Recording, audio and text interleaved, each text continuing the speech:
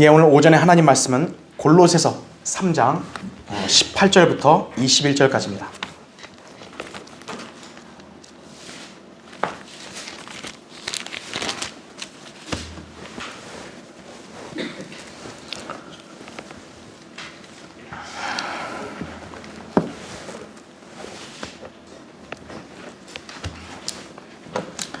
골로새서 3장 제가 이제 18절부터 21절을 받들어 읽겠습니다. 아내들아, 너희는 너희 자신의 남편에게 복종하라. 그것이 주 안에서 합당한 것이라. 남편들아, 너희 아내를 사랑하고 가혹하게 대하지 말라. 자녀들아, 모든 일에 부모에게 순종하라. 이것이 주를 참으로 기쁘시게 하는 것이라. 아비들아, 너희 자녀를 성나게 하지 말라. 이는 그들이 낙심하지 않게 하려는 것이라. 잠시 기도하겠습니다. 위대하시고 전능하신 아버지 하나님, 이제 5월이 또 다가왔습니다. 주님께서 늘 항상 우리를 지켜주시고 자상하게 돌봐주셔서 참으로 감사드립니다. 오늘 이렇게 또 주일 예배로 모여 우리가 주님께 온전히 경배드리는데 주님께서 기쁘게 받아주시고 우리 모두는 다시 한 번 더 주님을 온전히 사랑하고 하나님 말씀 위에도 견고히 설 수 있도록 인도해 주시기 원합니다. 방금 봉독한 말씀 또 제가 강론하고자 합니다. 저는 어리석고 우둔하오니 성령님께서 제 안에 충만해 주시고 또 저의 입술을 주장해 주셔서 오늘 준비한 말씀을 또 담대하고 능숙하게 잘 선포할 수 있게 해주시기를 원합니다.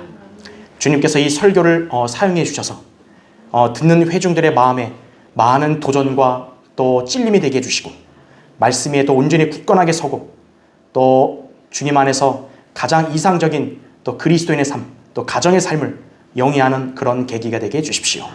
마귀가 어떤 형태로인지 이 시간을 방해하지 못하게 주님의 권능으로 다 막아주시고 물리쳐 주셔서 우리와 주님과 온전히 밀착하는 그런 귀한 시간 되게 해주십시오. 주 예수 그리스도 이름으로 기도드립니다. 아멘.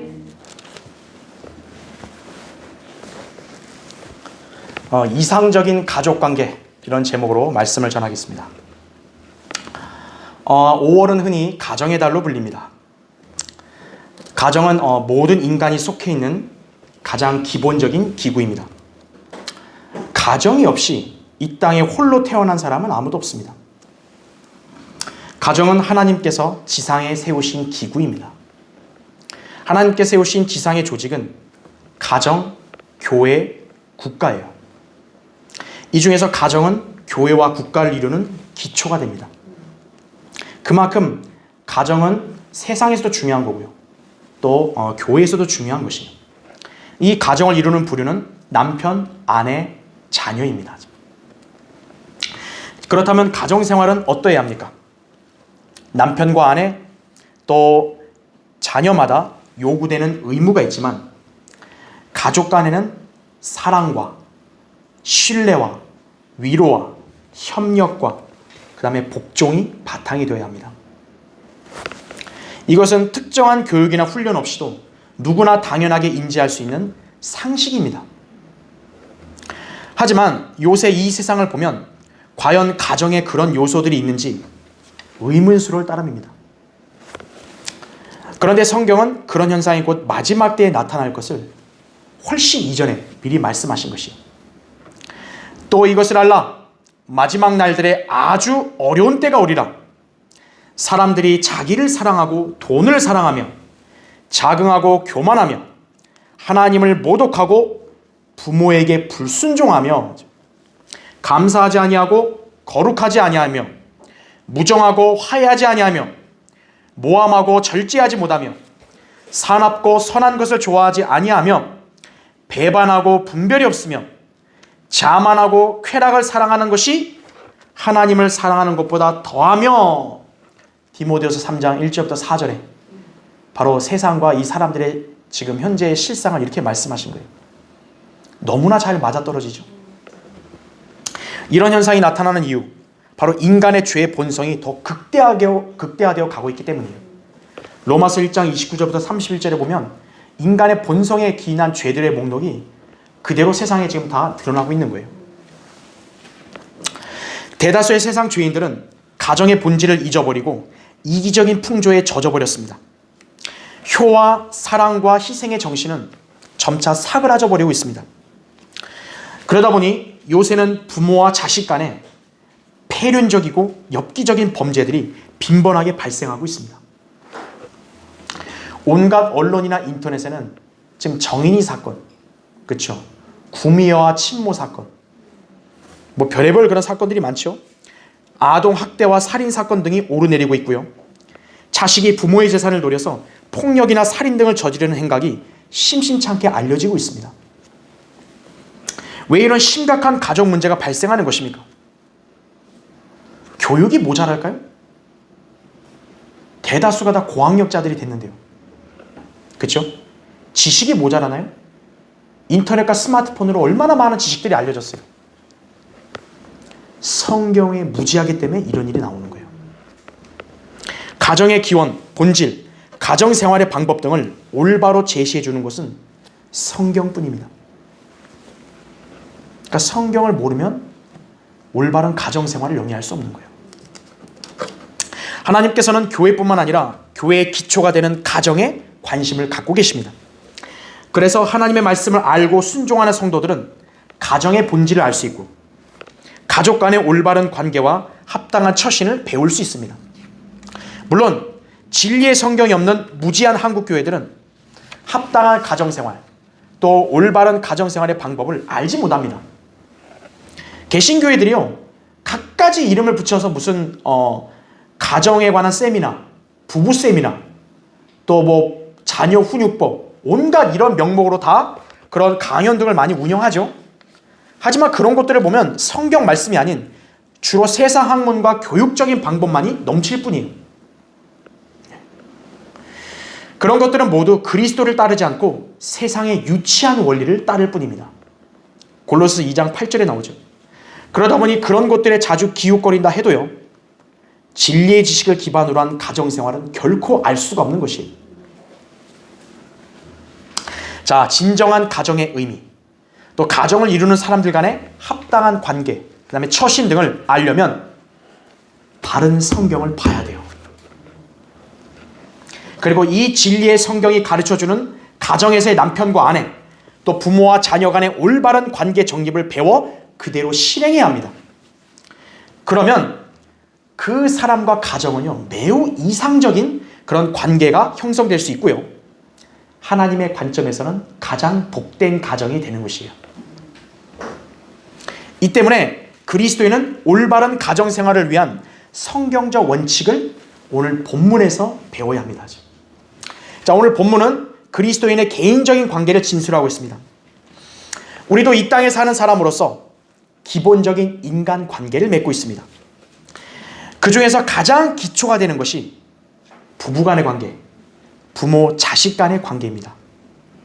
이것이 가정을 이루는 요소입니다. 이때 가정이 사랑이 넘치고 어떤 문제도 순조롭게 해결할 수 있으려면 남편, 아내, 부모, 자식으로서 성경에서 요구되는 명령을 이행해야 합니다. 사실 본문 말씀을 지키는 게 말은 쉽지만 어렵다고 느낄 수 있어요. 하지만 우리는 기도로 주님의 도우심을 받을 수 있습니다. 여러분이 이 말씀의 원칙을 인지하고 실천할 수 있도록 노력하고 또 부족하면 기도로서 그 명령을 이행할 수 있어야 돼요. 그럴 때 여러분의 가정은 성경적인 그리스도인 가정이 되어 이 땅에서 가장 행복한 삶을 영위할 수 있게 될 것입니다. 이것이 성경에서 우리에게 알려주는 이상적인 가정이 되는 비결입니다. 자신의 믿음이 좋고 자기는 성경대로 잘 실행하고 있다 해도요 자기만이 중요한 게 아니라 자기가 속한 가정도 같이 가야죠. 그러기 위해서는 오늘 이 말씀을 여러분이 잘 유념해야 한다 이거죠. 자, 그래서 오늘 설교의 주제는 성경적인 그리스도인 가정의 모습을 갖추자 이거예요. 교회와 가정에서의 그런 모습이 달라 보이면 안 되겠죠. 그렇죠? 자, 오늘 이 주제를 갖고 한번 살펴보겠습니다. 첫 번째요. 아내들아, 너희는 너희 자신의 남편에게 복종하라 이렇게 말씀합니다. 자, 오늘 18절 보시면 아내들아, 너희는 너희 자신의 남편에게 복종하라. 그것이 주 안에서 합당한 것이라 이거죠. 하나님께서는 남자가 혼자 있는 것이 좋지 않아 보여 남자를 위한 돕는 자를 지으셨습니다. 이것이 여자의 기원입니다. 창세기 2장 18절부터 25절에 남자가 여자 뱃속에서 나온다 하지만요, 최초의 인간은 여자가 아니라 남자에서 시작된 거예요. 하나님의 창조 목적에 따라 여자에게는 남자를 돕는 역할이 주어진 것입니다. 이것은 남편과 아내의 관계를 이해하는 토대가 됩니다. 고린도전서 11장 8절 9절에 이는 남자가 여자에게서 난 것이 아니라 여자가 남자에게서 났기 때문이며 남자가 여자를 위하여 창조된 것이 아니라 여자가 남자를 위하여 창조된 것이기 때문이라 이렇게 말씀하고 있죠. 따라서 가정에서의 주도권을 지니고 모든 일을 결정하며 책임을 지는 주체는 남편입니다.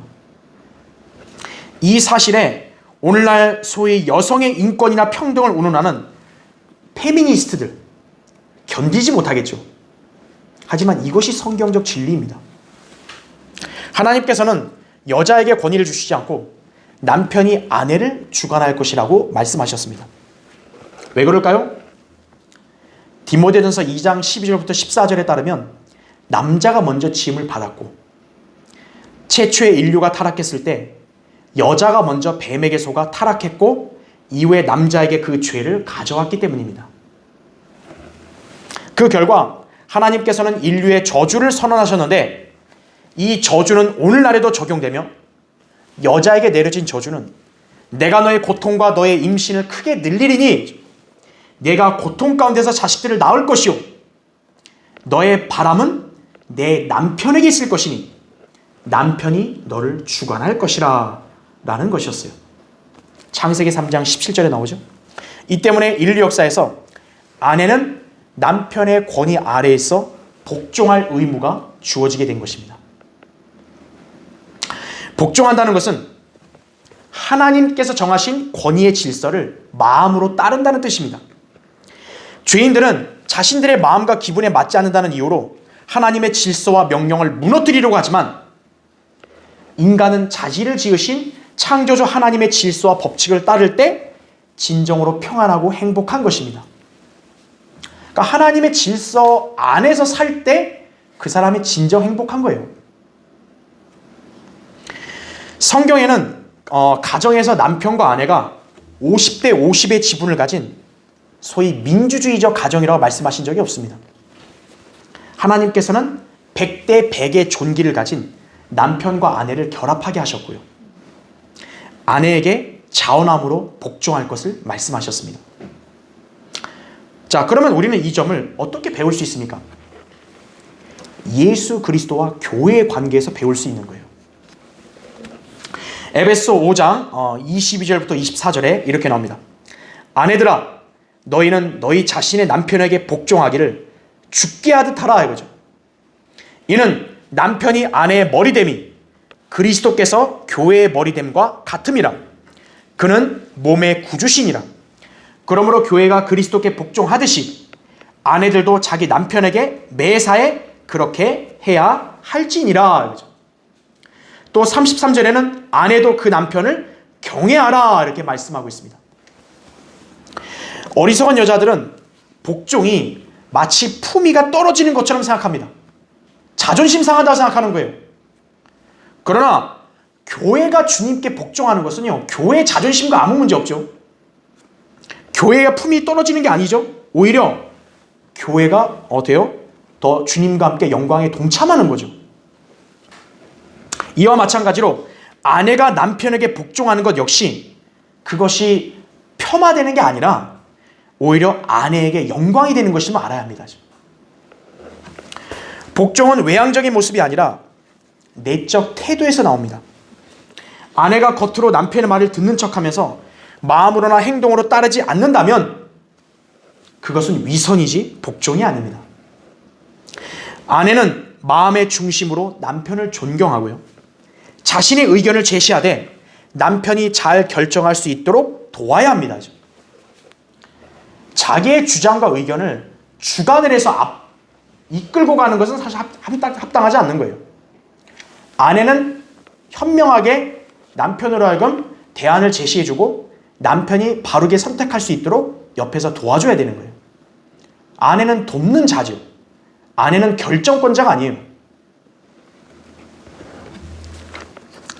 자기의 의견에 맞지 않는다 할지라도 비성경적인 죄악을 강요하지 않는다면 아내는 남편의 생각과 결정에 순종해야 합니다. 물론 그것은 그 남편을 보고 하는 것이 아니라 그 위에 계신 그리스도를 신뢰하고 복종하는 것이에요. 내가 남편에게 복종하는 게 남편을 그냥 맹종하는 게 아니라 바로 남편 위에 그리스도가 계시니까 그것 때문에 복종하는 것이.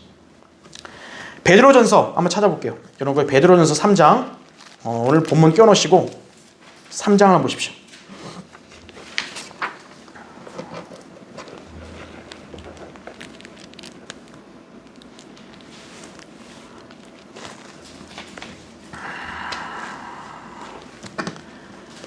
베드로전서 3장 자 1절 보시면요.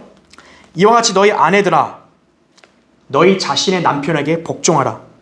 이는 말씀에 순종하지 않는 자들일지라도 아내의 말없는 행실로 인하여 그들을 얻고자 함이니 이는 그들이 두려움 가운데 행하는 너희의 정숙한 행실을 봄이라. 그죠? 그러면서 거기 5절을 보세요. 예전에 하나님을 신뢰했던 거룩한 여인들도 이와 같이 자기 자신의 남편에게 복종함으로써 자신들을 단장하였느니라. 사라가 아브라함을 주라 부르며 복종했던 것과 같이 너희가 선을 행하고 어떤 놀라운 일에도 두려워하지 아니하면 그녀의 딸들이 되느니라. 이렇게 말씀하고 있죠. 사라는 그 자기 남편 아브라함 때문에요. 자칫 파라오의 아내가 될 뻔했죠. 창세기 12장에 나오죠. 그런데 그걸 두려워하지 않고 남편에게 따지지 않고 하나님을 신뢰했기 때문에 남편에게 복종했습니다. 그러나 하나님께서는 사라를 지키고 보호해 주셨죠. 사라에게 당면한 문제를 해결해 주셨습니다. 이것이 순종하는 아내에게 아내가 기대할 수 있는 방법이에요. 현재 남편의 결정과 판단이 옳지 않은데 남편은 이게 옳다라고 알고 결정하려고 하면요. 아내는 일단은 순종하는 거예요. 그리고 그 결과는 기도로서 주님께 맡기는 거예요. 그리고 주님께서 그걸 해결해 주시는 거예요. 그게 성경적 자세라고요. 복종하는 아내에게 하나님께서는 책임을 지우지 않으세요. 책임은 누가 지는 거죠? 권위자가 지는 거예요. 가정의 책임은 가장이 지는 거고요. 하나님의 교회에서 책임은 목자가 지는 거예요. 하나님께서는 아내에게 가정과 이웃 및 지역사회와 교회에 대해서 가정을 대표하는 책임을 지우지 않으셨습니다. 아내 위에는 남편의 권위가 있고 남편이 책임을 지게 하셨습니다. 그러므로 아내는 남편의 권위를 존중하고 복종하며 모든 것을 주님께 맡겨야 합니다. 이를 위해 필요한 것은 기도예요. 여러분이 복종하는 자세로 남편을 위해 기도하면 하나님께서 그 아내를 가장 선하게 인도해 주시고 복 주신다는 점을 알아야 합니다. 이것이 성경적인 아내의 모습이요 이상적인 가정을 이루기 위해 필요한 요소입니다. 자, 성경적인 그리스도인 가정의 모습을 갖추자. 두 번째요, 남편들아 너희 아내를 사랑하고 가혹하게 대하지 말라 이거죠. 자, 오늘 본문 19절에 그렇게 말씀하고 있죠. 남편들아 너희 아내를 사랑하고 가혹하게 대하지 말라 이거죠. 성경은 아내를 얻는 것을 주의 은총이라고 말씀합니다. 잠언 18장 22절에 나오죠. 왜냐하면 하나님께서 아담에게 이브를 주셨잖아요. 그처럼 남편에게 아내를 허락하셨기 때문입니다. 아내는 말라키 2장 14절에 따르면요 언약의 동반자이기도 한 거예요. 특히 집과 재산은 조상들에게서 상속받지만 신중한 아내는 주께로부터 받느니라라는 잠언 19장 14절의 말씀이 있습니다. 부모가 부자면요 그 자녀는 재산을 물려받겠죠. 하지만 신중한 아내는 어떤 인간으로부터 받을 수 없어요. 하나님께로부터 받는 거예요. 따라서 남편들은 현숙한 아내를 얻은 것에 감사해야 한다고요. 특히 같은 믿음 안에서 생활하는 그 아내에 대해서 감사해야 되는 거예요. 그렇다면 아내에 대한 남편의 의무는 무엇입니까? 우선 아내를 사랑해야 합니다. 남편이 아내를 사랑한다는 것은 아내를 위해서 자신을 주는 것과 같습니다. 옛날에 어르신들의 그 로맨스를 보면 어때요? 그 여자를 하고 결혼하려고 어때요? 나하고 안 만나주면 내가 빠져 죽겠다 그러잖아요. 그렇죠? 그러니까 당신을 만나고 당신하고 사는 것이 내 목숨 버리는 것보다 더 소중하다라고 그렇게 얘기하면서 프로포즈하는 거 아니겠어요? 그렇죠? 사랑은 희생이라 자기를 주는 거예요. 이것은 마치 그리스도께서 교회를 위해 자신을 주신 것과 같습니다. 그렇죠?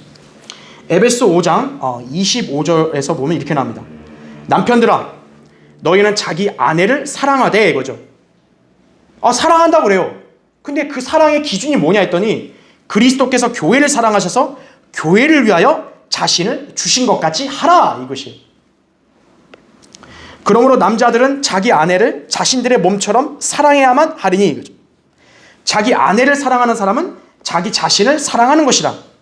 사람마다 항상 자기 육신을 미워하지 않고 오히려 육성하고 아끼기를 주께서 교회에게 하심같이 하나니 이는 우리가 그의 몸과 그의 살과 그의 뼈의 지체임이라. 그러므로 너희도 각기 자기 아내를 자신처럼 사랑하고. 이게 에베소 5장 28절부터 30절 33절의 말씀인 거예요. 사랑은 예수 그리스도가 교회를 위해 자기를 준 것 같은 그런 사랑을 남편도 할 수 있어야 돼요. 자, 교회를 향한 신랑이신 그리스도의 사랑을 어찌 말로 형언할 수 있겠습니까? 어느 가난한 여인을 사랑했던 임금에 대한 예화가 있습니다. 자, 우화 속에 그 임금이요, 자기 권위를 이용해서 그 가난한 여인을 사랑하게 만들 수도 있었겠죠. 왜? 그때 당시에는 왕이 뭐 아무나 이렇게 결혼할 수 있는 거니까요. 하지만 그녀가 자기의 있는 그대로의 모습을 사랑해 주기를 이 임금이 원했어요. 그래서 임금은 자기가 왕으로 그녀에게 나타나면 그 사랑하는 사람이 자유를 잃게 된다는 것을 알고서 평민이 되기로 결심을 합니다. 그는 곧 왕위를 내어놓고 왕의 예복을 벗은 채 그 임금이 초라한 외투를 입은 거예요. 결국 임금은 단순한 변장만 한 게 아니라 신분을 아예 바꿔버린 거예요. 여러분, 임금이 하루아침에 평민으로 내려온다는 게 쉬울 것 같으세요? 그는 사랑하는 가난한 여인으로부터 결혼을 승낙받기 위해서요, 종의 삶을 시작한 것입니다. 자, 우리 주 예수 그리스도께서도 우리를 위해서 이와 동일한 모습을 취하셨죠. 그뿐만 아니라 오히려 그분은 십자가의 죽음으로 우리를 구원하려고 자신을 주셨죠. 빌립보서 2장 7절 8절에 가장 숭고하고 위대한 사랑은 상대방을 위한 자기 희생입니다. 말로는 누구나 사랑한다 다 얘기할 수 있어요. 아주 온갖 달콤한 말 잘하고 선물도 다 공세하고 할 수 있죠. 그러나 진정으로 사랑한다는 뭐예요? 그 아내를 위해서 자기가 생명을 내어놓을 수 있어야 돼요. 근데 생명은커녕 자기 몸을 잘 챙기고 아내를 갖다가 등한시하는 사람들이 꽤 많죠. 그건 사랑이 아니죠. 자, 남편이 아내를 사랑하는 증거는 무엇인가? 자, 몇 가지를 정리해드리면, 그럼 잘 보십시오. 우리 자매님들은, 우리 형제님들이 과연 이렇게 사랑하고 있는가? 한번 잘 보세요. 우리 형제님들은 아내를 이렇게 사랑하고 있는가? 점검해 보세요. 첫 번째, 아내의 영적 필요를 돌보는 거예요. 아내의 영적 필요에 첫 번째 관심을 갖고 주님과 올바른 관계를 맺는 것이 우선되어야 합니다. 아내의 영적인 건강을 가장 잘 진단할 수 있는 사람은요, 1차적으로 남편이에요. 주님께서 교회를 잘 아시잖아요. 신랑이 신부를 잘 알잖아요. 그것처럼 아내를 잘 아는 사람은 남편인 거라고요. 아내의 영적 건강에 결정적 영향을 미칠 수 있는 사람은 남편이라고요. 하나님께서는 남편을 통해 아내를 변화시켜 주시고 영적으로 올바로 인도해 주시기 때문에 마귀는 당연히 그리스도인 부부 사이에 불화를 일으키는 것입니다. 거꾸로요. 아내가 올바른 믿음의 생활을 하려고 하는데 남편이 영적으로 허술해가지고 마귀에게 속으면 안 된다고요. 그것만큼 비참한 게 없는 거예요. 남편이 먼저 하나님과의 관계 속에서 온전해야 되는 거예요. 마귀의 공격에 대처하는 것은 남편의 능력 있는 기도예요. 왜냐하면 그 가장이잖아요. 교회도 어때요? 영적 권위를 받은 목자가 기도를 해서 양떼들을 지키고 돌봐야 될 거 아니에요. 가정도 마찬가지라는 거예요. 두 번째요. 남편이 아내를 사랑하는 것은 가정의 식탁에 빵을 가져오는 것이에요. 디모데전서 5장 8절에 나오죠. 남자는 하나님의 명령에 따라 땀을 흘려 먹을 것을 얻어야 합니다. 이것을 하지 못하는 남편은 자기 아내를 사랑하는 게 아니에요. 아내를 실컷 일터 나가서 고생시켜서 일하게 하고 자기는 집에 있는다. 그건 아니에요. 자기가 가장의 권위를 스스로 포기하는 것과 마찬가지예요. 남편이 아내를 사랑한다는 것은 모든 책임을 진다는 것을 잊지 말아야 합니다. 영적인 건강, 실제적인 삶의 필요까지도 남편이 책임져줘야 되는 거예요. 세 번째, 남편이 아내를 사랑한다는 것은 여자 본래의 역할인 돕는 자로서의 일을 하게 해주는 것입니다. 따라서 남편은 자신의 일이 어떤 것이든지요, 교회 안에서의 그런 봉사나 섬김이나 사역 이런 것뿐만 아니라 그 집안일이든 아내로 하여금 함께 동참하여 도울 수 있는 기회를 주어야 되는 거예요. 남편의 신앙생활, 사역, 가정에서 일을 위한 모든 일에 아내가 조력하게 해야 돼요. 아내를 배제해버리고 자기 혼자 잘났다고 이렇게 휘젓고 다니고 그러면 올바르지 않은 거예요. 네 번째, 남편이 아내를 사랑하는 것은 아내를 기쁘게 해주는 거예요. 잠언 5장 18절에 내 샘으로 복을 받게 하고 내 젊은 날에 아내와 더불어 기뻐하라 이거죠. 자기 혼자 좋은 거 다 해놓고 아내랑은 마치 무슨 남남처럼 따로따로 있으면 안 된다고요. 남편은 아내를 기쁘게 해줘야 되는 거예요. 전도서 9장 9절에도 내 헛된 평생의 모든 날, 그분이 해 아래서 내게 주신 헛된 모든 날에 내가 사랑하는 아내와 즐겁게 살지어다 이거죠. 이는 이 생애에서 내가 수고로 해 아래서 얻은 내 몫이니라 이렇게 말씀하고 있는 거예요. 인생의 본질, 하나님이 즐거움을 누리게 하는 몫은 아내와 함께 누리라는 거예요. 즐겁게 살라는 거예요. 이것이 남편의 책임입니다. 다섯 번째, 남편이 아내를 사랑한다는 것은요, 아내를 가혹하게 대하지 않는 것입니다. 다른 사람들에게는 참 정중한데 정말 아내한테는 이렇게 엄격할 수가 없어요. 아내한테 아주 엄청나게 아주 살벌하게 대하는 남편들이 많다고요. 그거는 합당하지 않는 거예요. 아내를 존중하면 가정에 안정이 있게 되는 거예요. 아내를 더 연약한 그릇으로 또 생명의 은혜를 함께 상속받을 자로서 남편은 아내를 귀히 여겨야 돼요. 베드로전서 3장 7절에 나온다고요. 성경은 이렇게 해야 기도가 막히지 않는, 그러니까 기도 응답이 되지 않는 원인이 뭐예요? 기도가 막히는 게 뭐예요? 부부간에 불화가 있으니까 막히는 것이에요. 이처럼 남편이 성경적으로 아내를 사랑한다면 남편은 아내에게 겸손하게 권위를 행사해야 합니다. 남편에게 주신 권리보다는 의무나 책임으로 여겨야 돼요. 그럼 무슨 남편이 우월감 있는 게 아니에요. 남편은 아내를 신뢰하되 아내의 수고와 노력을 높이 평가해 줘야 돼요. 잠언 31장 10절 11절에 나오죠. 그리고 또 아내를 이해하고 사랑을 성실하게 계속 표시하는 가운데 남편의 권위가 그렇게 행사되는 거예요.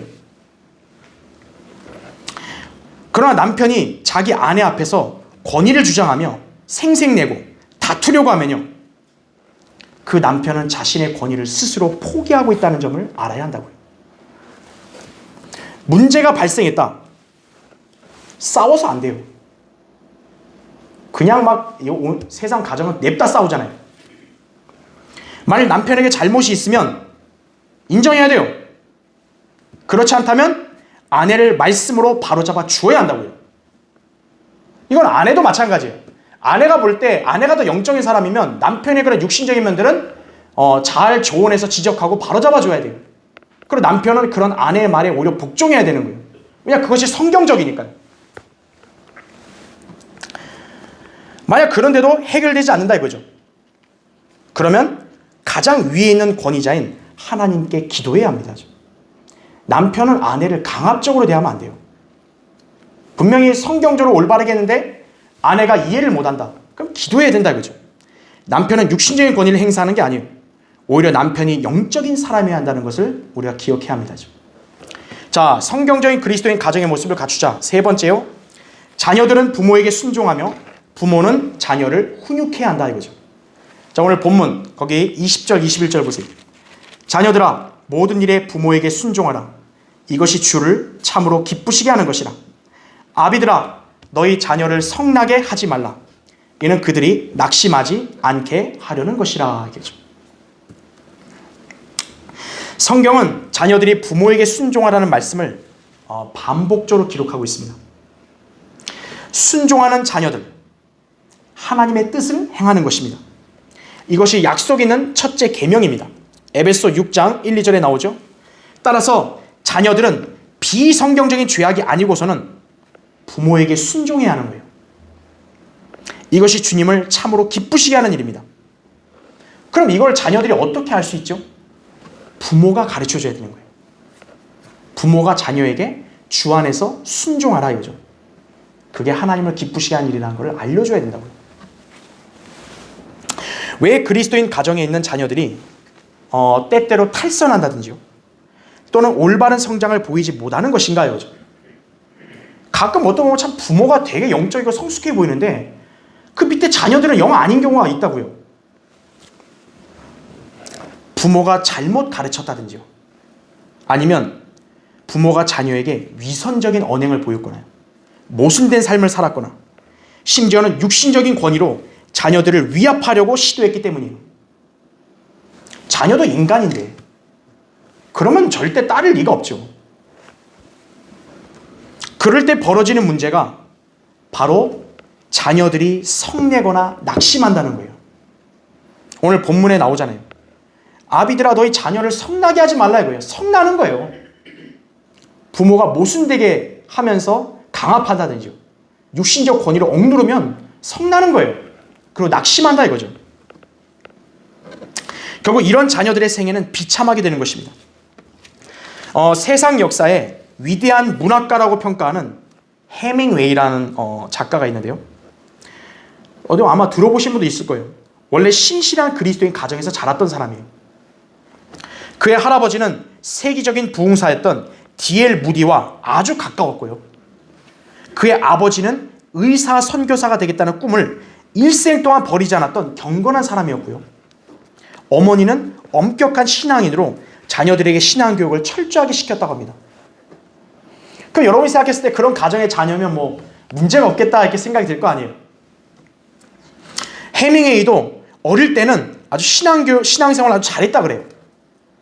그런데 점점 자라면서요, 그가 신앙에서 이탈하여 타락하기 시작을 합니다. 그래서 어머니가 자주 타이르고 경고를 했는데 듣질 않아요. 그래서 한 번은 어머니에게 생일 케이크를 보내면서요, 거기에 해밍웨이 아버지가 사용하던 그 케이크에 권총을 같이 넣어서 보낸 거예요. 그 의미가 뭐냐면 내가 신앙생활을 그런 식으로 하느니 차라리 그냥 죽느니만 못하다고 그런 암시를 주고 싶어서 보냈다는 거예요. 그 어머니가 너무 화를 내니까요, 해밍웨이가 이런 편지를 썼다고 그래요. 어머니, 나는 예수도 믿고 하나님도 믿어요. 그러니 남 부끄럽게 이 편지 누구한테나 보이지 말아요. 결국 그는 부모를 무시하고 멋대로 살았죠. 자, 그런데 훗날 그가 자기 인생을 돌아보면서 이렇게 회고했다 그래요. 나는 건전지죠. 건전지약이 다 떨어지고 코드를 꽂으려고 해도 전원이 없어서 불이 들어오지 않는 라디오의 진공광처럼 외로운 공허 가운데서 살고 있다 이거죠. 아무것도 없는 거예요. 자, 자녀에게 순종해야 할 의무가 있다면 그 자녀에게 순종을 결정하도록 한 책임은 부모에게 있음을 알아야 합니다. 만약 하나님 앞에서 자신의 잘못된 결정으로 자녀가 탈선하게 되었다면 하나님 앞에서 얼마나 큰 죄가 되겠어요. 자녀는 부모 게 아니에요. 하나님의 거예요. 하나님의 것을 자신이 맡아서 지금 훈육할 책임만 가진 거예요. 그래서 부모는 성경적인 지침을 갖고 자녀를 훈육해야 한다 이거죠. 그러면 시행착오가 없는 것이에요. 자, 몇 가지 원리를 설명해 드리면요. 먼저 첫 번째는 자녀에 대한 훈육의 책임자는 부모임을 그 자녀에게 각인시켜줘야 돼요. 부모는 자신이 부족하다는 이유로 부모의 권위를 포기하거나 다른 사람에게 위임해서는 안 됩니다. 자녀를 훈육하고 자녀를 바른 길로 인도하는 것은 부모가 해야 돼요. 다른 사람에게 떠넘기면 안 돼요. 부모의 권위는 하나님께로부터 나옵니다. 특히 그 권위를 잘 행사하려면 가정의 영적 질서가 잘 잡혀야 돼요. 그래서 자녀 앞에서요, 아내도 남편에게 순종하는 모습을 보여줘야 되는 거예요. 아내가 남편을 막 쥐잡듯이 잡잖아요, 자녀들 앞에서. 그럼 자녀도 부모를 멸시하는 거예요. 어머니이자 아내 역할도 중요한 거죠. 그렇게 함으로써 하나님의 권위에 너희들도 순종해야 된다는 것을 본으로 보여주는 거예요. 두 번째, 부모는 아이를 마땅히 가야 할 길로 훈육해야 합니다. 잠언 22장 6절에 아이를 그가 마땅히 가야 할 길로 훈육하라. 그리하면 그가 늙어도 그 길을 떠나지 아니하리라. 이렇게 말씀하죠. 이 훈육은 성경적 가치관과 바른 지식에 근거한 것이어야 합니다. 부모는 자신의 욕망이나 야심 혹은 세상적인 출세를 자녀를 통해서 이루려고 하는 대리 만족을 버려야 돼요. 부모는 청지기로서 주님의 것인 자녀를 맡아 훈육하는 것이에요. 자녀가 크면 이제 그 자녀는 주님이 주관하시는 거예요. 세 번째, 규칙을 세우고 부모가 모범을 보여야 돼요. 자녀들을 훈육하는 데 있어서 문제점이 뭐냐? 한편으로는 정해진 규칙이 없어요. 즉 일관성이 없이 자기 기분에 따라 그냥 이리 바뀌고 저리 바뀌고 하는 거예요. 다른 한편으로는 너무 사소하고 과도한 규칙들을 만들어가지고 막 힘들게 하는 거예요, 자녀를. 그걸 주의해야 된다 이거죠. 꼭 필요한 규칙을 정하고 그것에 근거해서 자유롭게 판단하고 실행할 수 있도록 그렇게 안내해줘야 되는 거예요. 꼭 필요한 규칙이 뭐겠어요? 예배 출석, 그렇죠? 기도, 헌금, 그리고 말씀과 기도 생활, 복음 전파, 성별, 이런 거에 대해서 부모가 어렸을 때부터 자녀에게 모범이 되면 그 자녀도 그대로 따라갈 수 있는 거예요. 그 다음에 네 번째요. 어려서부터 훈육해야 돼요. 머리가 다 큰 자녀는 더 이상 이제 교육이 안 되는 거예요. 될 수 있는 한 어려서부터 교육을 시작해야 합니다. 이 책임을 부모에게 주셨어요. 어린아이였을 때부터 시작해야 돼요. 자녀가 부모를 속일 수 있다고 생각되면 이미 늦은 거예요. 자녀가 어릴 때는 부모가 자기를 다 알고 있다 생각하니까 부모를 두려워하는데 크면 부모도 나랑 똑같은 인간이니까 이제 그냥 막 사소한 것도 다 속이고 넘어가고 그래요. 그러기 전에 먼저 교육을 시켜야 된다 이거죠. 그렇게 할 수 없음을 어렸을 때부터 깨닫게 해야 돼요. 이때 필요한 것이 뭘까요? 회초리예요, 회초리. 잠언 13장 24절에 매를 들지 않는 자는 자기 자식을 미워하는 것이나 자식을 사랑하는 자는 알맞은 때에 징계하느니라 이거죠. 큰 애를 때려보려고 해보세요. 때려봐요. 그러다 아유 이러면서 나가죠. 어렸을 때 때림으로써 두려움을 심어줘야 되는 거예요. 그럴 때 하나님의 잠언 22장 15절에도 아이의 마음속에는 어리석음이 매여 있으나 징계하는 막대기가 그에게서 이를 멀리 쫓아내리라 이거죠. 무지한 양은 어때요? 목자 피해서 엉뚱한 길 갈 때 목자가 회초리로 때려서 바른 길로 다시 데려와야죠. 부모도 그렇다 이거죠. 마지막 다섯 번째, 부모는 자녀들에게 필요한 모든 것들에 대해서 가르치는 교사가 돼야 돼요. 부모는 자녀들이 생산적인 일을 할 수 있게 훈육해야 합니다. 그러니까 인생을 살아갈 때 어떤 습관을 지녀야 되고 어떤 규칙을 삼아야 되고 네가 인간과 관계 속에서 어떻게 처신하고 어떻게 대화하고 어떻게 일해야 되는지를 부모가 자녀에게 잘 가르쳐줘야 되는 거예요. 인생에 좋은 습관을 들이고 생활을 주체적이고 생산적으로 하는 법을 부모에게서 배워야 그 아이가 사회에 나가서 인정받는 거예요. 자, 이처럼 부모에게는 자녀 양육에 책임이 있고 자녀는 순종의 의무가 있습니다. 성경 말씀에 따라 일관성 있게 규칙을 가지고 훈육해야 합니다. 자녀를 성나게 하지 말고 사랑으로 양육해야 돼요. 그리고 자녀는 그런 부모에게 순종해야 한다고요. 자녀들은 부모를 공경해야 돼요. 그러면 자녀는 이 땅에서 건강하게 오래 산다고 에베소 6장 2절에 말씀하는 거예요. 여러분의 자녀를 이 땅에서 빨리 죽게 하려면 방치하면 돼요. 그러나 여러분의 자녀를 오래 살게 하고 싶다면, 하나님 은총받게 하고 싶다면 부모를 공경하는 법을 성경대로 잘 가르쳐줘야 되는 것이에요. 부모는 그런 자녀가 자기에게 자랑거리요 힘이 된다는 것을 알아야 합니다. 자, 결론을 맺겠습니다. 가정을 세우신 분 하나님이십니다. 가정생활의 올바른 규범, 하나님께서 세우신 질서를 따르는 것입니다. 그 질서는 권위의 순종을 기반으로 합니다. 남자는 남편과 아버지로서 가정을 잘 다스려야 하고, 여자는 아내와 어머니로서 남편을 도와 가정을 바로 세워야 합니다. 그리고 자녀는 부모에게 순종함으로써 하나님을 기쁘시게 하고 하나님께서 주시는 복을 받아야 합니다. 이게 기본적인 가정이고요. 무엇보다 그 가정 위의 주인은 바로 누구예요? 주 예수 그리스도예요. 아내든 자녀든 남편이든 모두 최종적으로는 예수 그리스도께 복종해야 하는 것입니다. 이것이 하나님께서 정하신 가정의 위계 질서예요. 가정에 이런 위계 질서가 잘 잡혀있으면 그 가정은 가장 행복한 가정이 되는 거예요. 요새 세상 사람들은 소위 인권 평등을 주장하면서 마치 권위와 위계를 낡고 캐캐묵은 꼰대로 치부하고 있죠. 자, 그러나 과연 인간들이 선호하는 평등과 가치를 앞세웠더니 지금 이 세상이 어떻게 변하고 있습니까? 과학과 지식이 발달했고 인권이 향상되었다고 함에도 불구하고 단란하고 여유있고 위로가 넘치는 가정은 극히 적어요.